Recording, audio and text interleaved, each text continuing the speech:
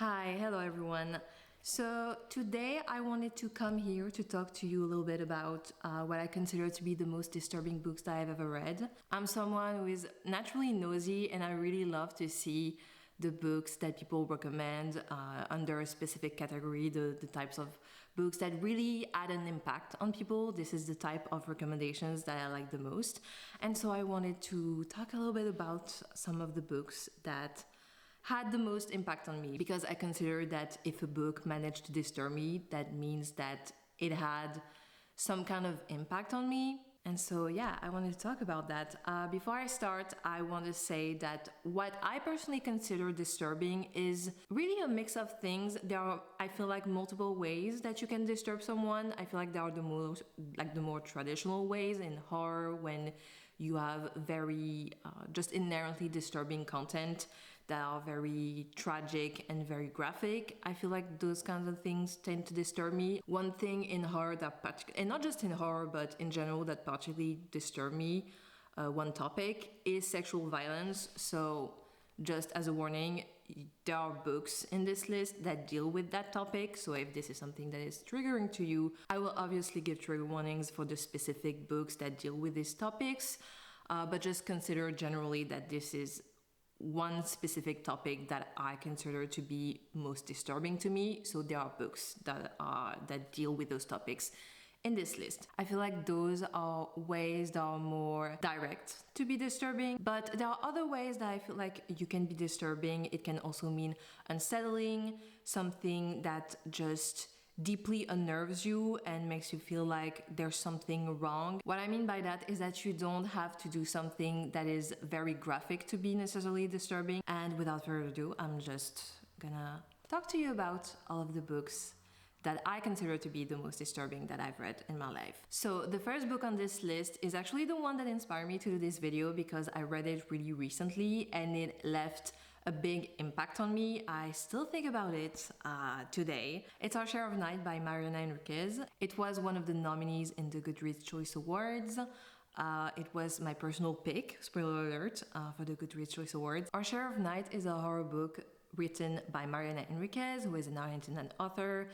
In this book, we mostly follow Juan and Gaspar, who are father and son, after the death of Rosario, the mother.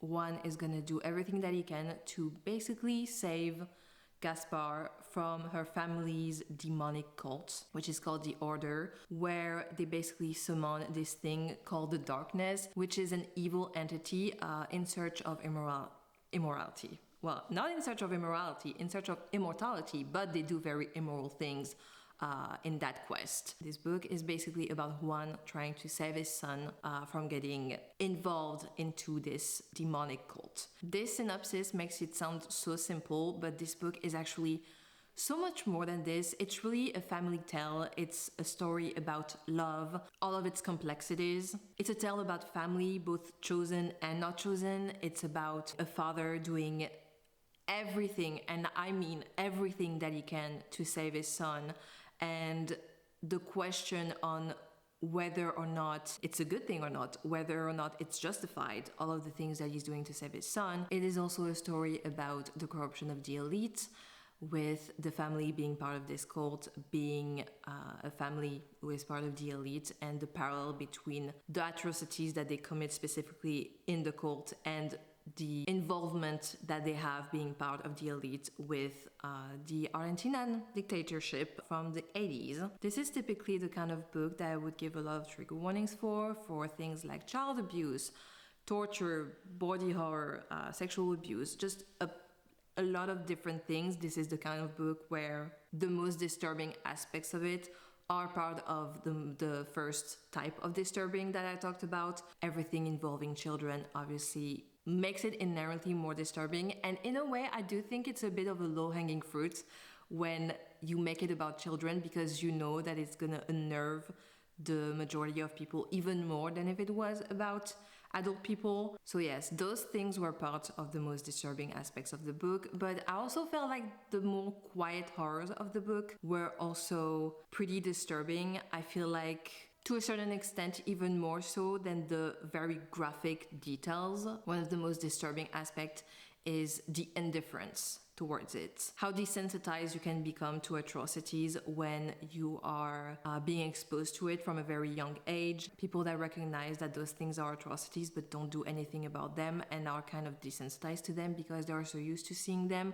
I feel like this part was probably one of the most disturbing parts, because in this story, your good guys are not your typical heroic, moral people who are trying to do the best they can to save everyone and to care about everyone. It really shows the innate corruption that being part of something like that can bring onto people, and I feel like this is one of the most disturbing parts of the book because it is real, because we see it every day. Then a book that I read this year that I feel like a lot of people consider to be the most horrific book that I've ever read, the best horror that I've ever read. I don't know if I would qualify it as that, but it did disturb me in some aspects. And this book is House of Leaves by Mark Z. Daniel Whiskey. So I read this book at the beginning of the year. I actually read this book when I was studying to pass an exam. So very great idea on my part to read this while I was studying something else. I don't know. Don't ask me why I did that. I don't really know. But this book, if you don't know what it's about, this book is about this one guy named Zampano who is blind, who is found dead by this other guy named Johnny. And he collects this text that Zampano was working on, which was the Navidson Records. The Navidson Records is this documentary, this seemingly fake documentary, because there is no trace of it anywhere, about this guy named Navidson, who is a very famous, again, a fake famous director, who moved into a house with his family, and he found out that the house was bigger on the inside than the outside, and he started documenting his experience in the house, the hallways that were shifting, and just generally weird things that were happening inside the house. And so Zampano was a blind man writing about this fake documentary, adding his footnotes, and so Johnny takes that text and had his own footnotes. So basically that's what the book is. The book is mainly the Navidson Records,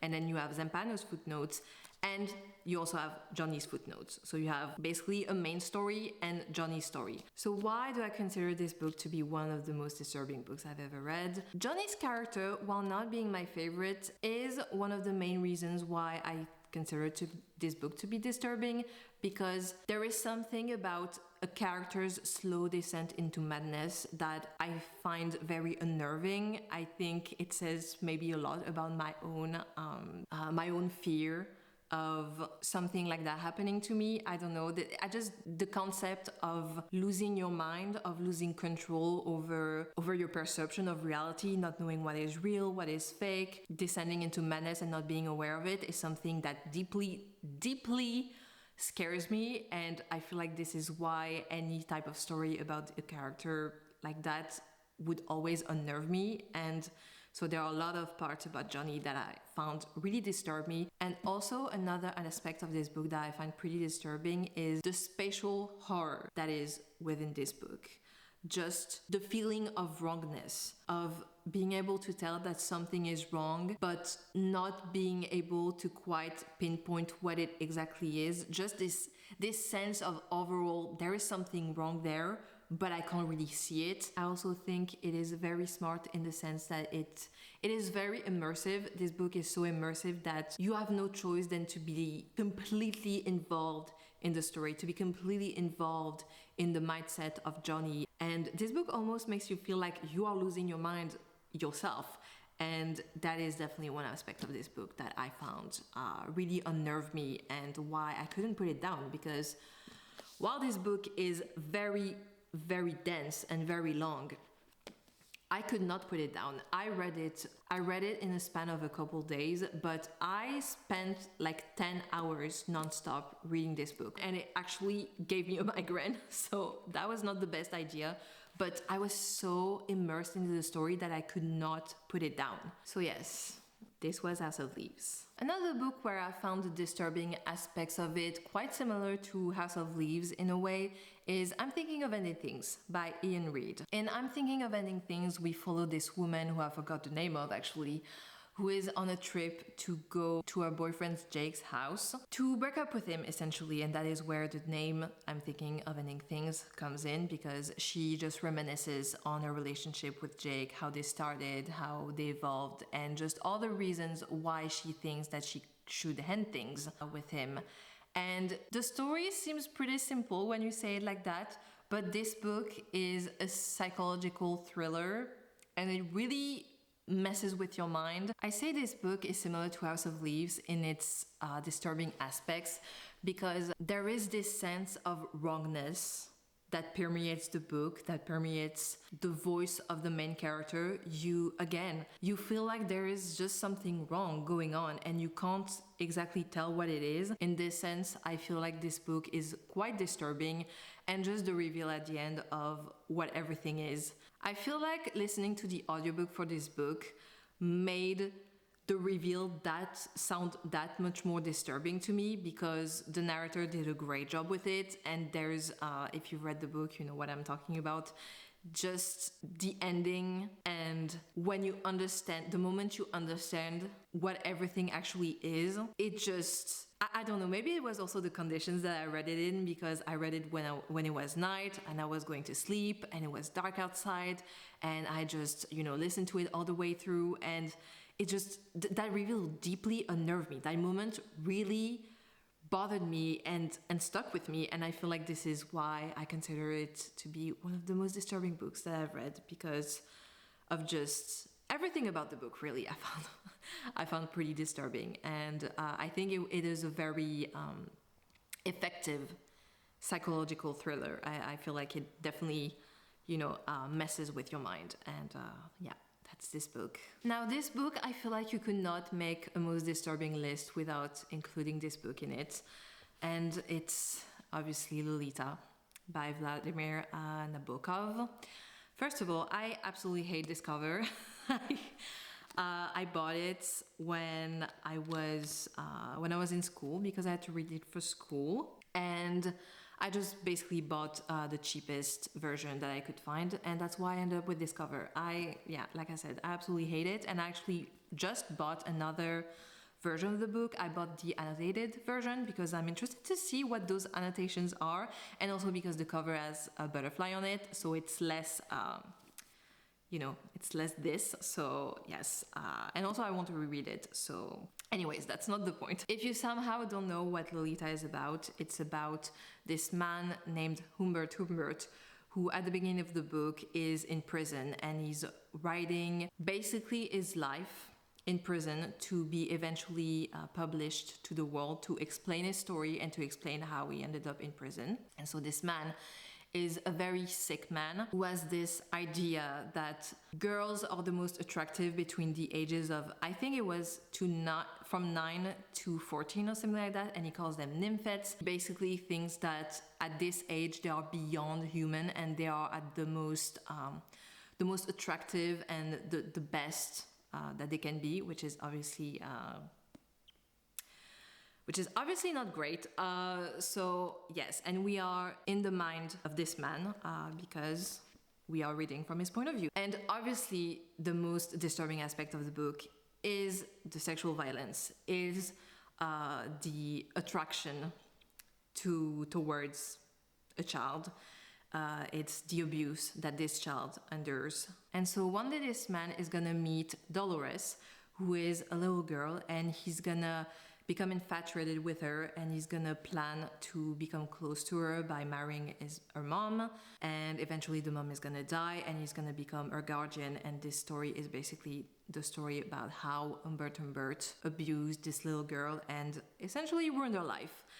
And obviously the most disturbing aspect of the book is the sexual violence, it's the abuse, it's just the attraction to little girls. And the thing about this book is that being stuck in the mind of someone who thinks like that is even more disturbing, because you are forced to see his point of view. And this is definitely one of the most disturbing aspects of this book, that you are forced to be in the mind of this sick man who sees nothing wrong with what he's doing and who justifies everything that he does. And also, probably one of the most disturbing aspects of this book is people's reaction to it.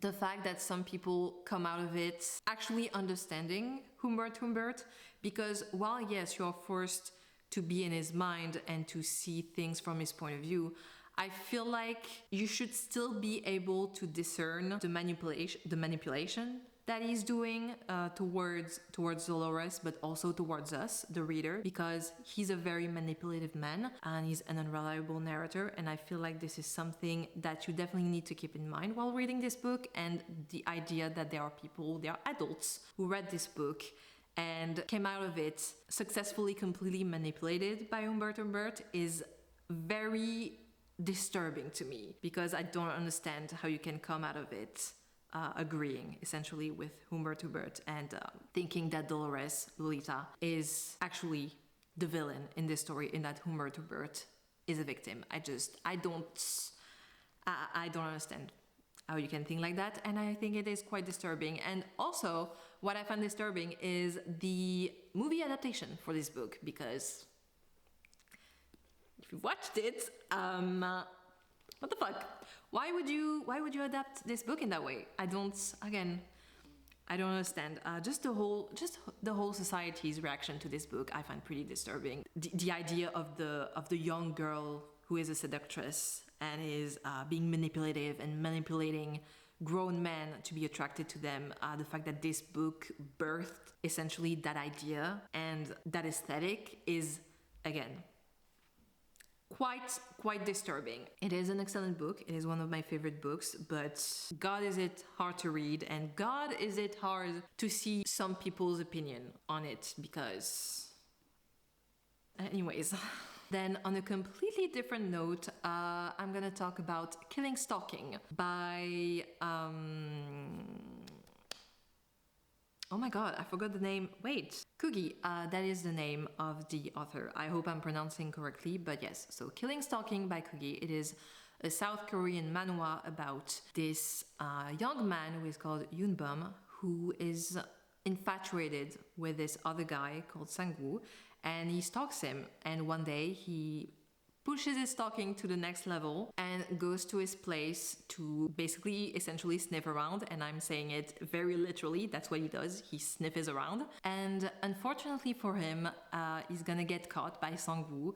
What he didn't know was that Sangwoo is essentially a psychopath and a murderer, and he's gonna basically kidnap him and break his leg and force him to stay in his house. And a lot of things are gonna happen. This story is pretty disturbing. Similarly to Our Share of Night, the main reason why I find this story disturbing is because of the sexual violence. So definitely trigger warnings for that. Trigger warnings for a lot of things. Definitely look them up for this one. Yeah, there is something about sexual violence that just deeply disturbs me. I don't know what it is about it. I mean, in general, I feel like it is very much tied to fear.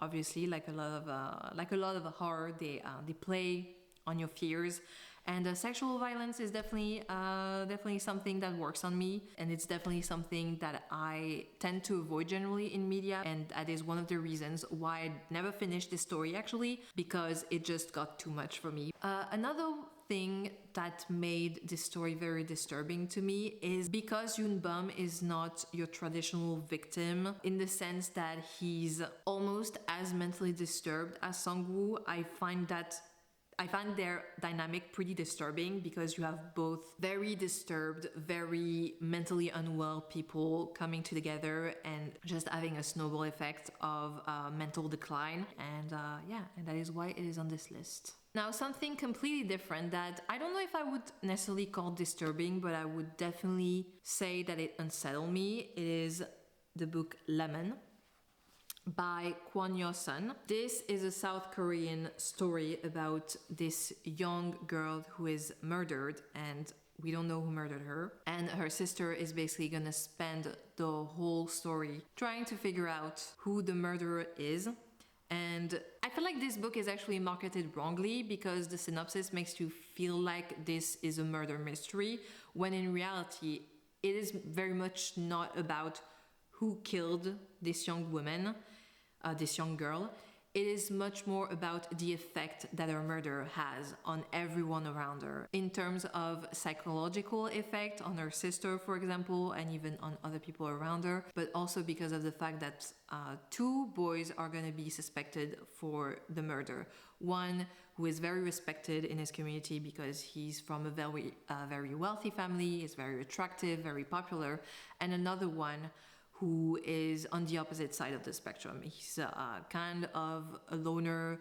He's from a poor background, and so there's this whole discussion on classism because of that. The other boy, who is from a poorer background, is kind of assumed immediately to be the perpetrator, to be the murderer, because of his background. But what I found unsettling about this book is mainly the sister of the girl who was murdered and her reaction to her murder, because there's this whole thing where she essentially tries to become her sister by having a bunch of plastic surgery to resemble her. And this is something that for some reason deeply unnerved me, because I feel like there is something about a character doing things that don't seem rational to you and that you can't understand. You can't understand their mindset and their mentality. I feel like there's something about it that really unnerves me, the fact that I can't understand why she would do something like that. And also, just in general, there is a pretty unsettling aspect towards the way that this book is written, because of I can't really quite pinpoint it, but there is something about the writing that I found really unsettling. Maybe because generally the story is not what I was expecting. Maybe that is also part of the reason why I found it so unsettling. But yes, this is Lemon, and I would consider it maybe not disturbing. Maybe disturbing is too big of a word, but it is definitely unsettling. At least it was for me. And the last book on this list is a book that I've read a while ago and is also the only French book on this list. And it is Teres Raan by Émile Zola. This book is a French classic. It is the story of Teres Raan, who is adopted by her aunt and is basically being raised to marry a cousin, Céline, who is the antithesis of her. While Teres is a very lively, Céline is the complete opposite of her. He's always sick, he's very meek, he has a pretty submissive personality in general, and this is something that Teres finds very unattractive. But because her aunt has basically been raising her, she feels like she has no choice but to go with what she wants, and so marry her cousin that she doesn't like at all. But one day she meets Laurent, who is in some ways very similar to her, and they start having an affair. And they both decide that to have any sort of future together, they need to kill Céline to be freed from the expectation of her having to marry him, and so that they can, be free to live their passion openly. But after what they did, they start being haunted by Céline and by their actions, and their relationships start slowly being poisoned by it. And yes, that is the story. It has a very morbid tone to it. I feel like there is something about the writing that is very, very dark and gloomy, and actually I feel like if you like gothic horror, you would probably really like this, because just the atmosphere feels very gothic, very gloomy, and that's actually one of my favorite aspects of this book, is the atmosphere. And generally I find the style of this book to be quite morbid and kind of disturbing, and just its views on human nature participate in this disturbing aspect, because Émile Zola was a naturalist writer, and basically the point of naturalism was the idea that you are a product of your environment, but you're also a product of where you come from. There are always lingering aspects of your DNA and where you come from that eventually come out of you. And that's basically the idea of naturalism. It's basically the idea of nature versus nurture, except in naturalist theory, it's both, like both counts. It's basically the point of Teres' character. She is someone who has been raised in a certain way by a family who is basically the model of civilization, but she has to fight this inherent animalistic part of herself, and those things clash together and end up eventually coming out through her actions, the main one being the murder of a cousin. In the end, it is basically a dark tale on human nature and the inherent brutality of people, and how there are things that are outside of our control and that inevitably will always come out of us. So yes, this is Teres Raan, and I mostly find it disturbing because of its style, of how morbid everything is about the book, how dark it is. I don't know, there is something about this book that I find deeply compelling, but that unsettle me in a lot of ways. There is just something about Zola's style that I find unsettling and a little bit unnerving. And I've actually only read 2 books of his. This one and the other one is The Human Beast, which is actually pretty similar in tone and in its themes, but done in a less good way, if I can say so myself. Definitely read this one instead. And there's just something about Zola's writing that is quite unnerving and unsettling to me, and that is why this book is on this list, because it's the best one of the 2, and also I feel like it is the most successful one in what it was trying to say. And also generally, I do feel like this one is slightly more unsettling and unnerving than The Human Beast, and that is why I chose this one to be on this list. And yes, that is the end of this video. I hope you liked it. I hope that you found some of your next reads with this list. And yes, that's it for me, and I will see you in my next one. Bye.